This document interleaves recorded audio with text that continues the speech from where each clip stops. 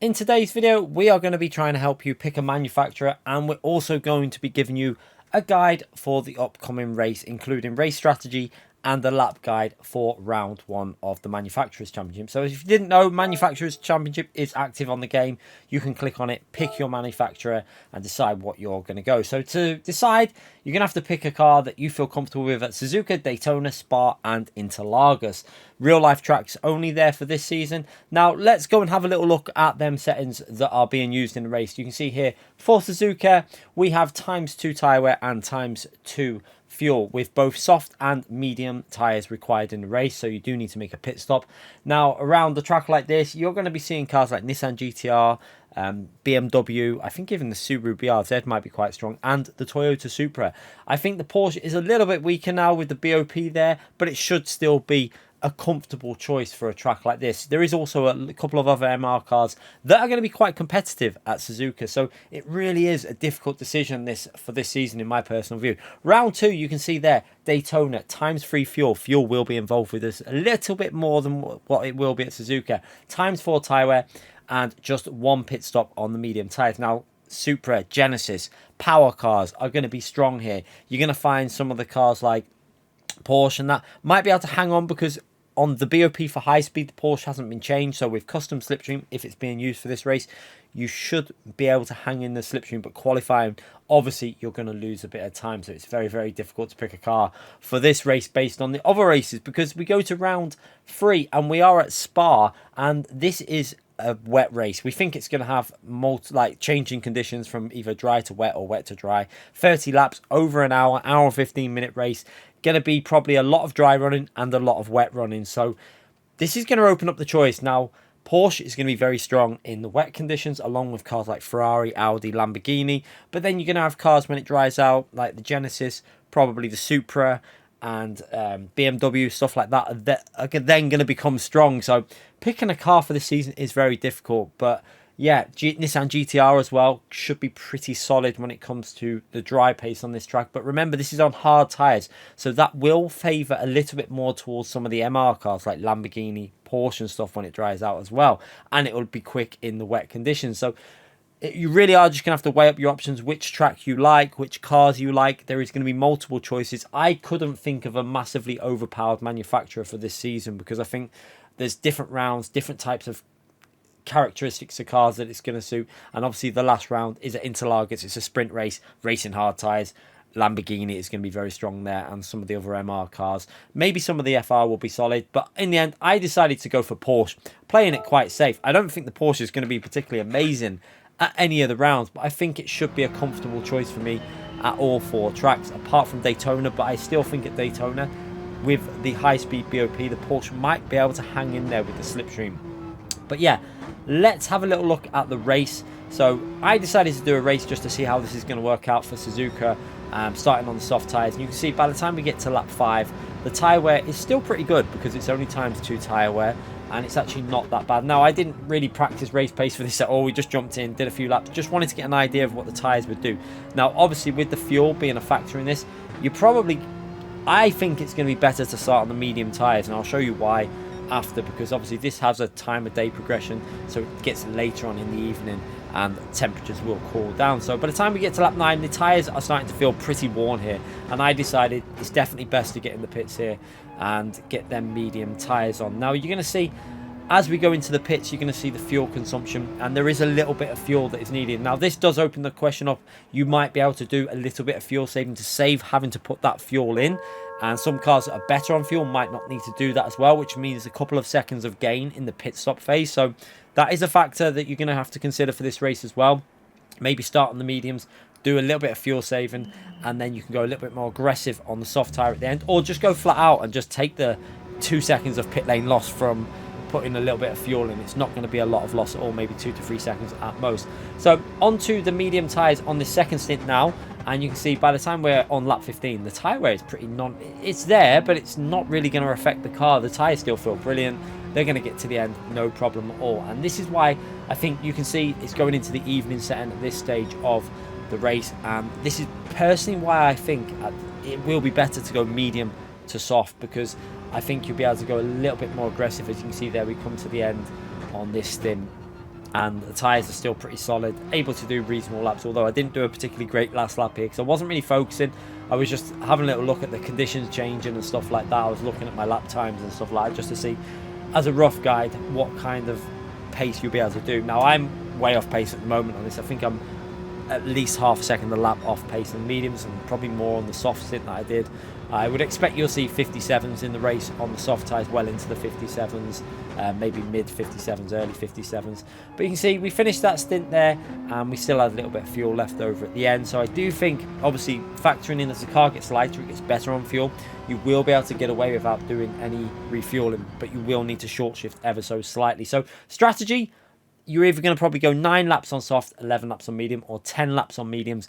And then I think you'll be able to get away with the 10 laps on the softs if you do it on the second stint. Now, do factor in, different cars have different qualities when it comes to tyre wear. Some cars are not going to be able to do that. I'm in the Porsche.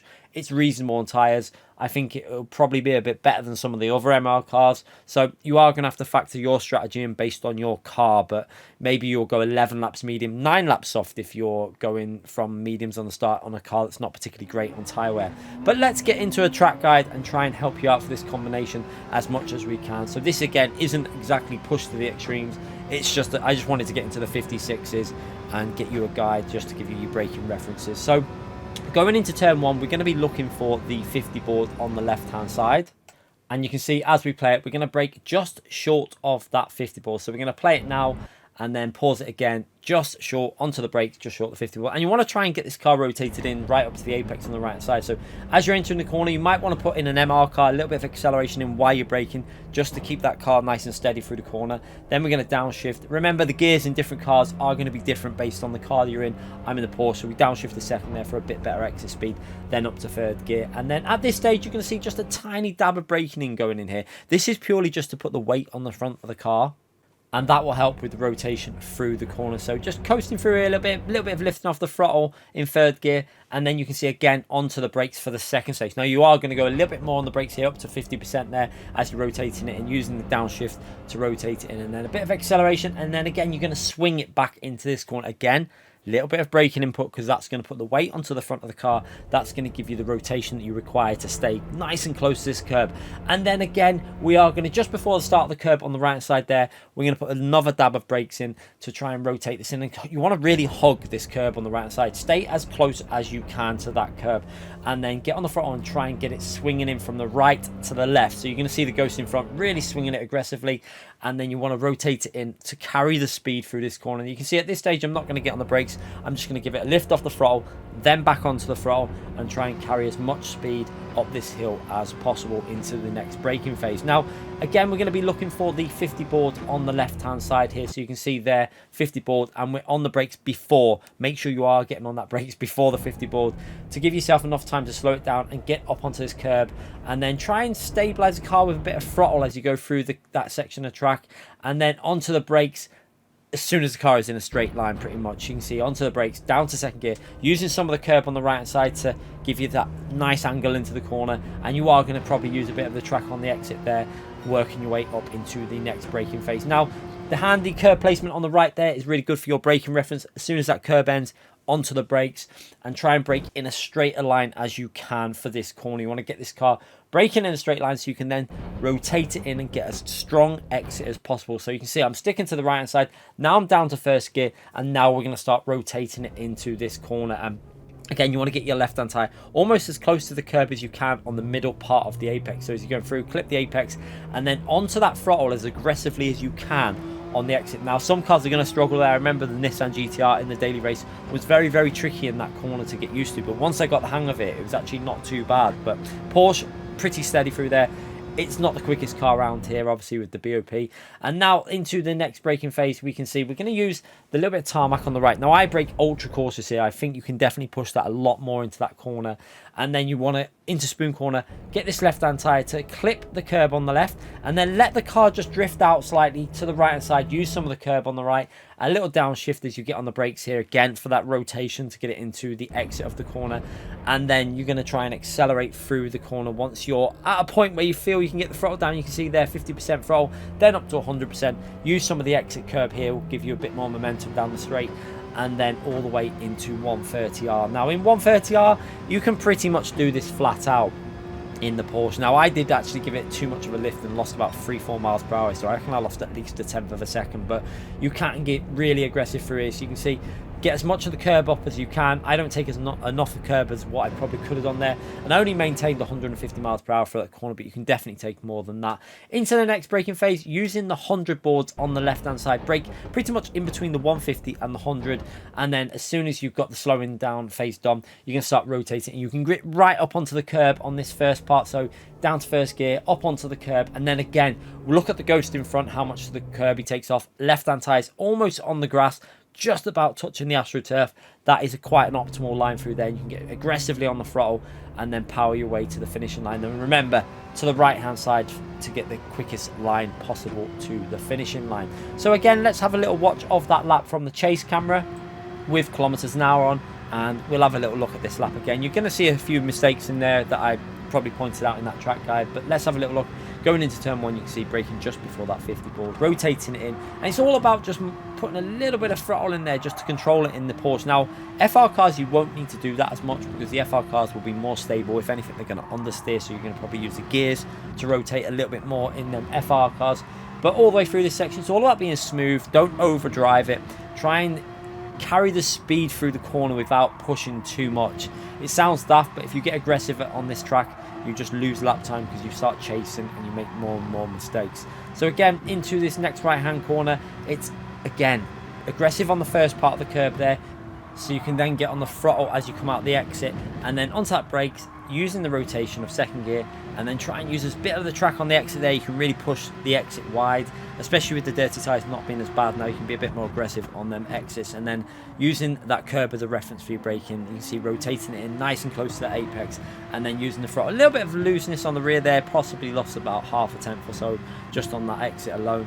And then we're going to work our way into Spoon Corner, which again is all about using the full width of the track here for the exit of the final part. So you can see getting it in nice and close to the curb, and then trying to use the curb on the exit there to rotate it in, get on the curb for the apex, and then power your way out as early on the throttle as possible for the exit there to carry as much speed into 130R. Now we definitely lose a little bit of time into 130R as I don't carry quite enough speed here. Like I said, 2, 3, 4 miles per hour down on what I did on some other laps, so maybe losing a tenth there. Didn't really take as much curb as I could have got away with. And then in between the 150 and the 100 board, onto the brakes, using all that curb. You can really see on this view how much curb you can get away with, and then try and get aggressive on that throttle to carry the speed to the finishing line. Hopefully this guide will help you out. Let me know in the comments if it does. Hit that like button, subscribe to my channel. It's always a big help. We're trying to do more and more of these videos to try and help people out, and hopefully we can help you get a better result in your race. Thanks again for watching, everyone. I will see you soon for more videos and live streams. Take care, everyone.